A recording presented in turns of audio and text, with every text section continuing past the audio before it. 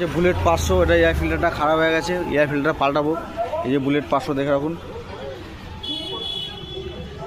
এটা হচ্ছে air filter একটু প্রবলেম আছে, এয়ার ফিল্টারটা পাল্টিয়ে দেবো। যেহেতু সার্ভিসিংয়ের সময় আমি এয়ার ফিল্টার পাল্টাই, এটা পুরানোটা।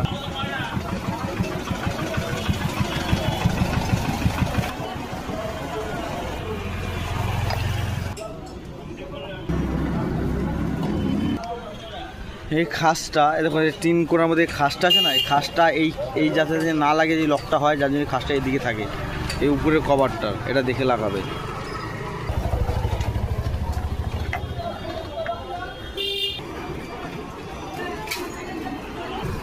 লাগানো কমপ্লিট।